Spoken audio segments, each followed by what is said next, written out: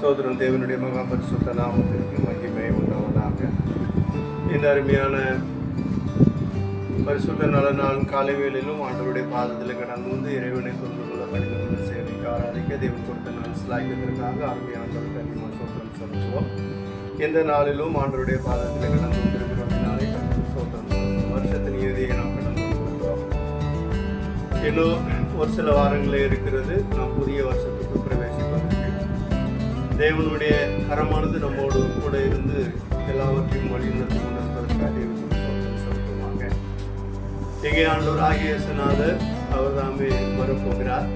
அந்த வருகைக்கு நாம் ஆயத்தப்பட வேண்டும் என்று சொல்லி பரிசுத்த ஆவியானவர் சொல்கிறதை பார்க்கிறோம். ஆண்டவருடைய வார்த்தையை விதமாக வருவார், அதிலே நாம் விதமாக கலந்து கொள்ள வேண்டும் என்று சொல்லி சற்று ஆண்டவருடைய வார்த்தையை தியானித்து தேவனுடைய ஆசீர்வாதங்களை பெற்றுக்கொள்வோம். 1 தெசலோனிக்கேயரின் புஸ்தகம் 4ஆம் அதிகாரம்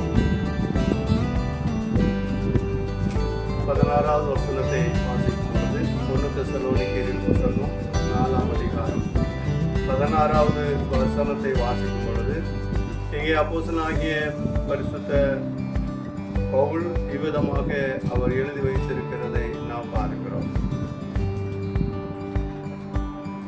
4:16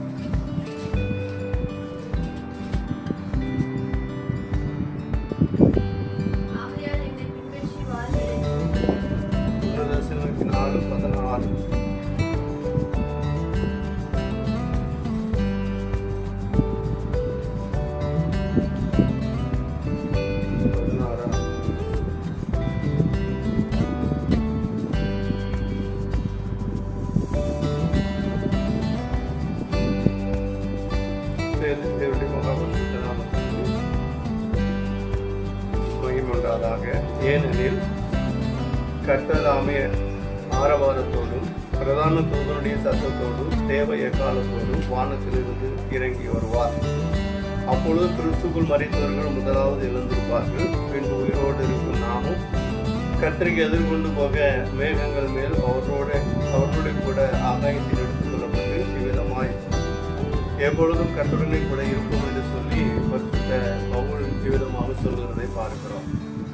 ஏனெனில் கர்த்தர் இவ்விதமாக அவர் வரப்போகிறார் என்று சொல்லி வேதம் சொல்லுகிறது. கர்த்தர் எப்படி வரப்போகிறார் என்றால் ஆரவாரத்தோடும் எக்காலத்தோடும் சத்தத்தோடும் மேகங்கள் மேல் இறங்கி வருவார் என்று சொல்லி நான் விதமாக பார்க்கிறோம். அவர் வரும்பொழுது ஏராளமான தேவ சேனைகள் அவரோடு கூட வரும். மேகங்கள் மேல் மேகம்தான் அவருக்கு வாகனமாக இருக்கும். தேவ தூதர்கள் ஆடி பாடி நடனமாடி எக்காலங்கள் ஊதி இசைகள் வாசித்து கடந்து வருவார்கள். பரிசுத்தவான்கள் கடந்து வருவார்கள். மேகங்கள் மேல் அவர் வருவார்.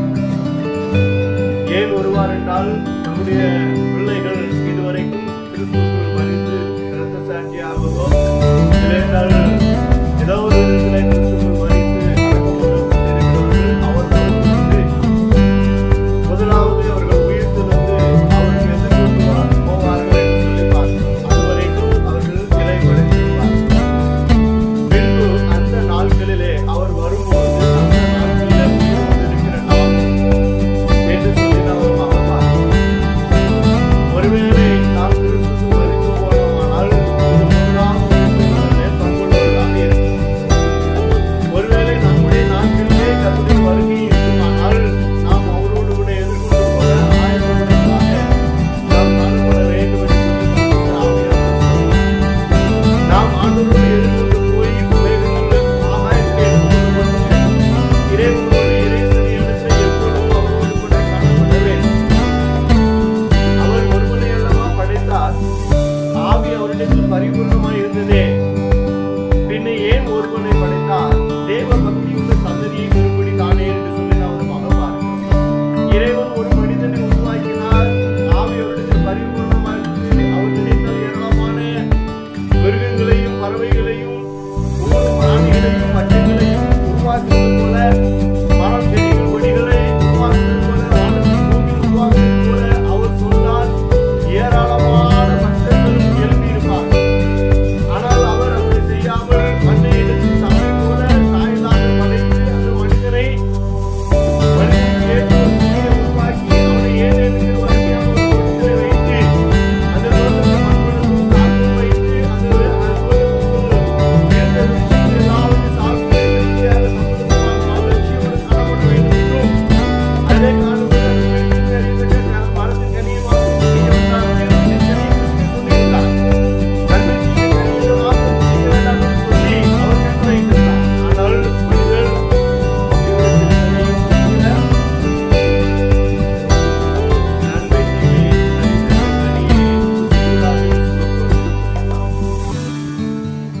எதை புசிக்க வேண்டாம் என்று சொன்னாரோ அதை புசிக்க வேண்டாம் என்று சொன்னார், அதை புசித்தால். எதை புசிக்க சொன்னாரோ அதை புசிக்கவில்லை. ஜீவ விஷயத்துக்கு கனியை புசிக்கவில்லை, நன்மை தீமை கனியை புசித்தார். அதனாலே மனிதனுக்குள் விதமாக மரணம் உண்டாயிற்று. அதனால இறைவன் இந்த உலகத்தில் கடந்து வந்தார். அவர் நியாயப்பிரமாணங்களை கொடுத்தார், சட்டத்திட்டங்களை கொடுத்தார். மனிதனை பரிசுத்தப்படுத்தி எப்படியாவது கழுவி சுத்திகரித்து பரலோகத்தில் ஆயத்தப்படுத்த வேண்டும் என்பதற்காக அவர் இந்த உலகத்திலே கடந்து வந்தார். அவரை ஏற்றுக்கொண்டவர்கள் எத்தனை பேர்கள் அத்தனை பேர்கள் அவருடைய பிள்ளைகள் ஆகும்படி அதிகாரம் கொடுத்தார் என்று சொல்லியிருக்கிறபடி அவரை ஏற்றுக்கொண்ட அத்தனை பேருடைய பிள்ளைகள் ஆகும்படி அதிகாரத்தை கொடுத்து அவருடைய பிள்ளைகளாக மாற்றி அவர் பிள்ளைகளாக மாறினவர்களை அப்படியே விட்டுவிடாமல் அவர்களுக்கு கொடுத்து ஏதோ உபதேசத்தில் நடக்க வேண்டும், இப்படி நடந்து கொள்ள வேண்டும், இருக்க வேண்டும். ஆண்டவராகிய இயேசுநாதர் வரும்போது அவருடைய வருகைக்கு எதிர்கொண்டு போவதற்கு ஆயத்தமுடையவர்களாக காணப்பட வேண்டும் என்பதை கர்த்தருடைய ஆவியானவர் சொல்லுகிறது. தேவனுடைய ஆண்டவராகிய இறைவன் மனிதனை அவருடைய வருகைக்கு ஆயத்தப்படுத்திக் கொண்டிருக்கிறதை நாம்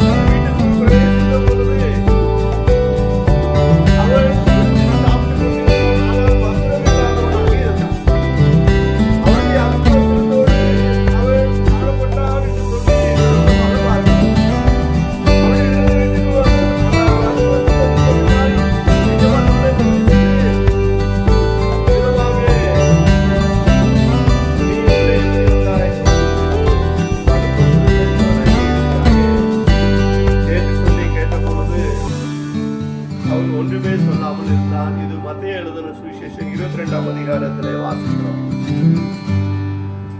அவர்களை கேட்ட பொழுது பேசாமல் இருந்தான். பேசாமல் இருந்த விருந்தாளிகளை பார்க்கும்படி ராஜா உள்ளே பிரவேசிக்கிற போது கல்யாண வஸ்திரம் தரித்திராத ஒரு மனுஷனை அங்கே கண்டு, சிநேகிதனே, நீ கல்யாண வஸ்திரம் தரித்திராதவனாக இங்கே எப்படி வந்தாய் என்று கேட்டான். அதற்கு அவன் பேசாமல் இருந்தான். அவன் பேசாமல் இருந்ததை பார்த்து எஜமானி சில வேலைக்காரர் கட்டையிட்டு கையில் காது கட்டி புறமான இருளை தள்ளி போடுங்கள் என்று சொல்லுகிறதை பாருங்கள். இறைவன் உபதேசத்தை கொடுக்கிறார், சட்டத்திட்டங்களை கொடுக்கிறார். இப்படி நடந்து கொள்ள வேண்டும், இப்படி இருக்கிற நீ இப்படித்தான் பேச வேண்டும், இப்படித்தான் பார்க்க வேண்டும், இப்படித்தான் யோசிக்க வேண்டும், இப்படித்தான் விதமான காரியங்களை செய்ய வேண்டும், உங்களுடைய வாழ்க்கையை இப்படித்தான் நடத்தி கொள்ள வேண்டும், நீ பரிசுத்தமாக வேண்டும், இந்த உபதேசத்தை தான் நீ கை கொள்ள வேண்டும் என்று சொல்லி கற்று உபதேசத்தை கொடுக்கிறார். அதெல்லாம் எங்களுக்கு தேவையில்லை.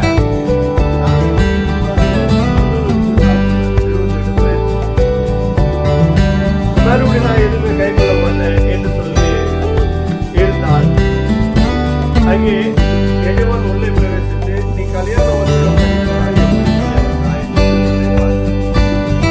அந்த கல்யாண வஸ்திரம் அது பரிசுத்தவான்களுடைய நீதி என்று சொல்லுகிறதை பார்க்கிறோம். வெள்ளி வஸ்திரம் நீதி என்று சொல்லி நாம் பார்க்கிறோம். அவன் பரிசுத்தவான்களுடைய நீதியாக நாம்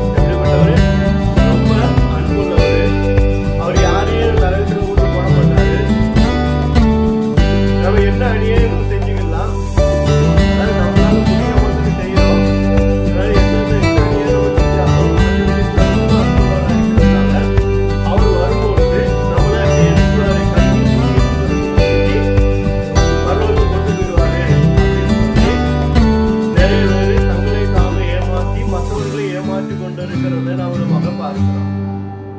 அப்படிப்பட்ட மனிதர்களுக்கு தேவன் சொல்கிறது, கல்யாண வஸ்திரம் தரித்திராதவனா நீ இங்கே எப்படி வந்தாய்?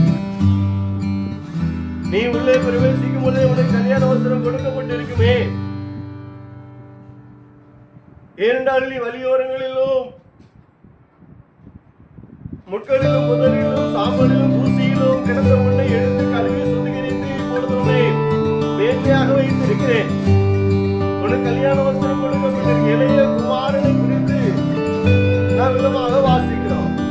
தகப்பனை விட்டு வெகு தூரம் போனவன் பன்றி மேய்க்க முடியாத நிலை ஏற்பட்டு பிற்பாடு அங்கே இருந்து அடுத்த வருஷத்தோடு பன்றி மேய்க்கிற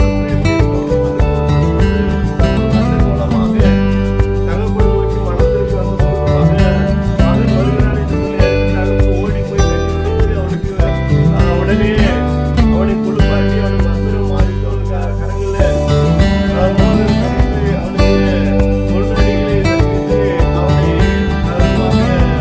நல்ல ஒரு இடத்தில் கொண்டு போனதாக பார்க்கிறோம். அப்படியென்றால் மனிதர்கள் இயேசுவே நம்முடைய பாவ வாழ்க்கையும் பலவிதமான காரியங்களை விட்டுவிட்டு பரிசுத்தமாக வாழ்ந்து பரிசுத்தமாக காணப்பட வேண்டும்.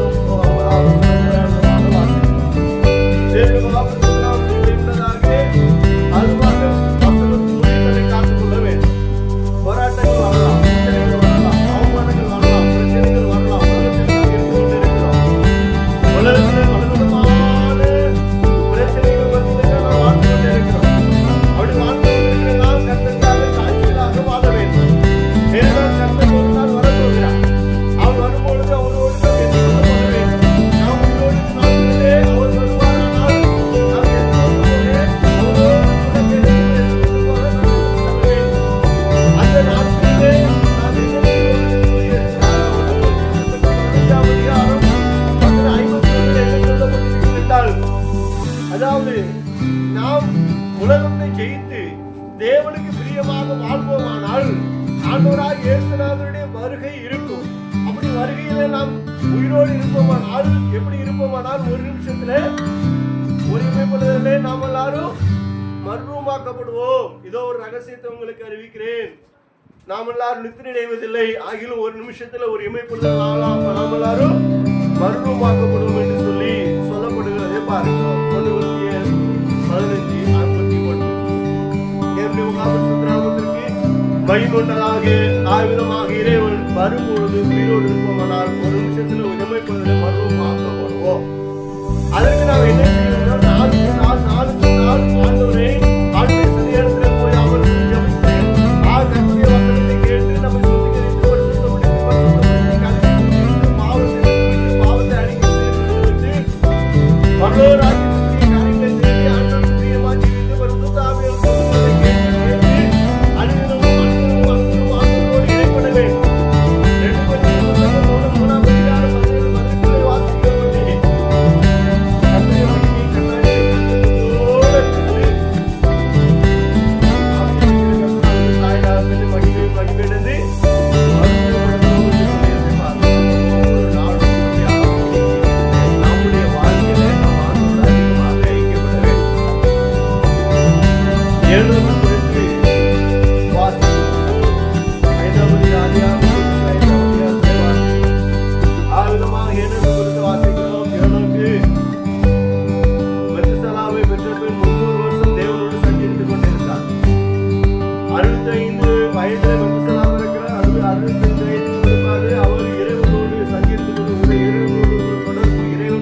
வாழ்க்கை அனுதினமும் ஆண்டவரோடு பேசுவது, ஜெபம்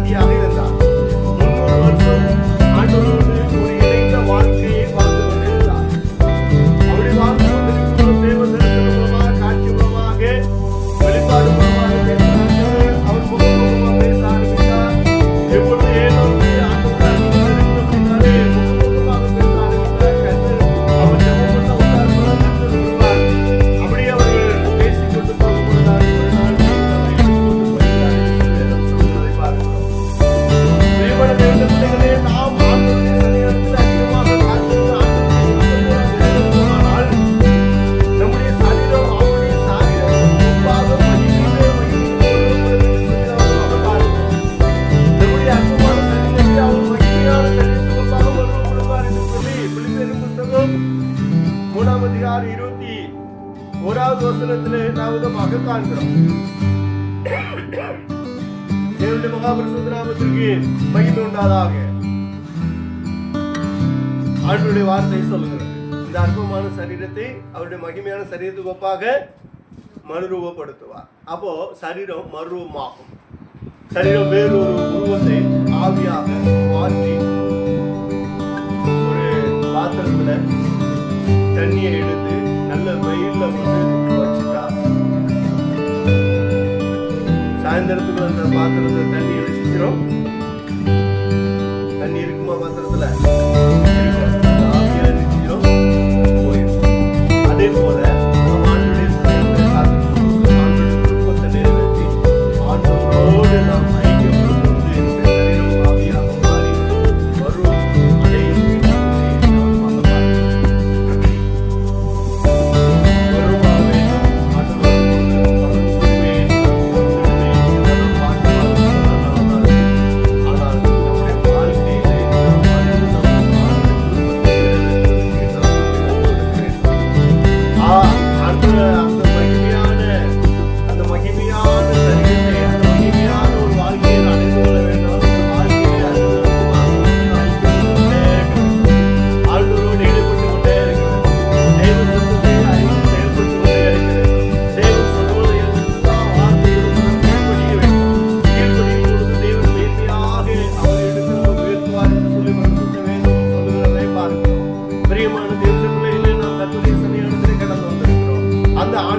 அதையும் இறைவனை நாம் தொழுது கொள்ளும்படியாக கடந்து வந்திருக்கிறோம்.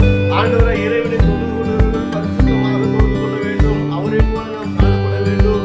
அவரை போல் அவருடைய சாயலாக மாற்றப்பட வேண்டும். நம்முடைய பார்வையை நோக்கம் எப்பொழுதும் இறை சன்னியானத்தில் வைத்திருக்க வேண்டும். ஒரு நாள் அவருடைய சன்னியானத்தில் வரும்போது அவரை போல நாம் வேதம்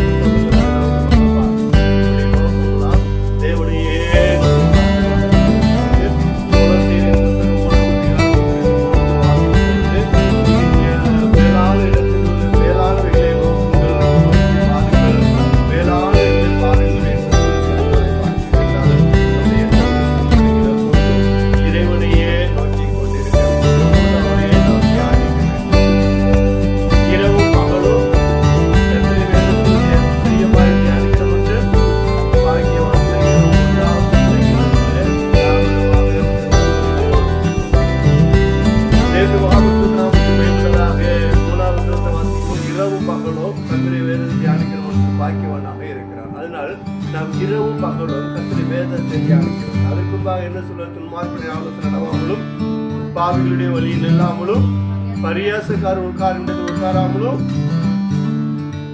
இரவும் பகலும் என்ன செய்யணுமா? கர்த்தருடைய வேதத்தை தியானமாயிருந்து தியானமாயிருக்கிற மனுஷன் விதமாக கர்த்தருடைய வேதத்தை தியானமாக இருக்கிறார். ஆண்டவரை தியானிக்க வேண்டும், அவருடைய வார்த்தை தியானிக்க வேண்டும். இந்த வாரத்துல பிரசங்கம் கேட்கிறோம், இந்த வாரத்துல இருந்து பிரசங்கத்தை முறை நாம் நினைத்து அந்த வார்த்தை என்ன சொல்லியிருக்கிறது சொல்லி அதிகமாக தியானிக்க வேண்டும். ஒரு விதமாக அங்கே ஒரு பிரசங்கம் ஆண்டவர் மேல அனுபவிக்க வேண்டும் என்று சொல்லி தன்னுடைய வார்த்தையை சொன்னேன். ஒரு அம்மா ரொம்ப கவனமாக கேட்டுக்கிட்டு இருந்தாங்க. எல்லாருமே கவனமாக இருக்கிறவங்க தான். அது ஒரு அம்மா ரொம்ப கவனமாக இருந்தாங்க. அது சொன்னேன், ஒரு வாலிப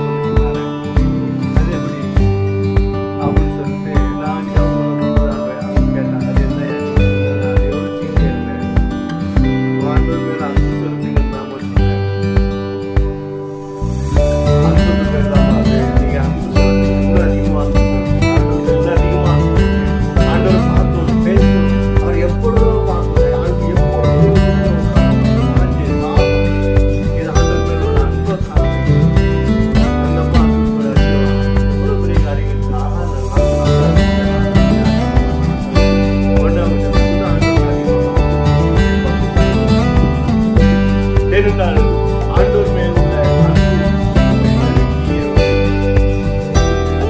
தேவனுடைய வாக்குத்தத்தத்தை கேட்பதாக அழுதமாக நேச தணல் அது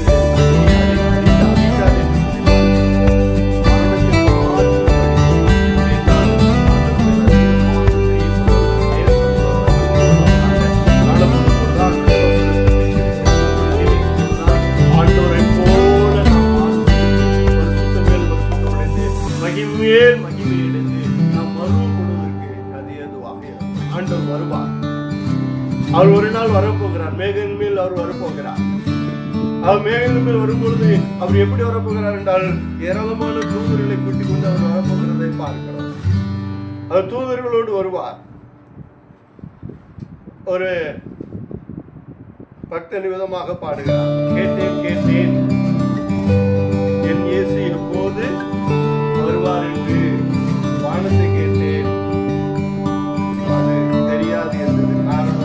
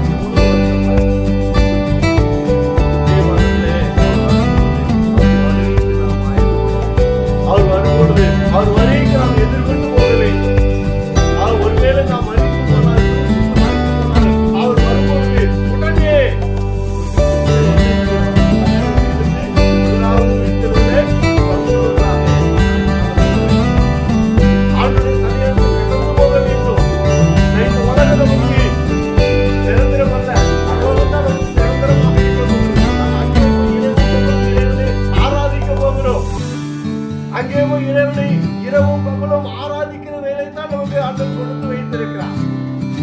அந்த வேலை தான் செய்ய போகிறோம்.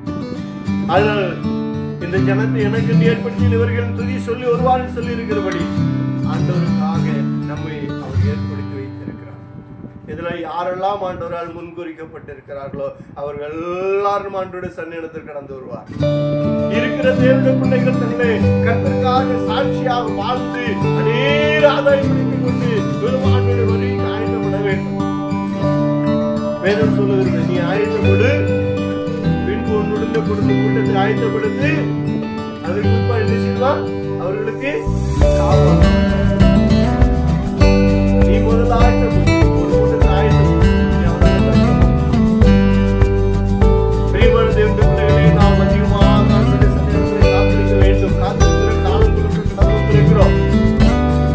உலகத்திலே பலவிதமான உபத்திரங்கள், வாதைகள், போராட்டங்கள், நிந்தனைகள், அவமானங்கள், காரியங்கள், ஜனத்துவம், ஜனம், ராஜ்யத்துவம், ராஜ்யம் இருக்கிறதை பார்க்கிறோம். மனவாழ்வு வருகை பெண்கள் கிளைகள் மேற்கே மறைவாய் போல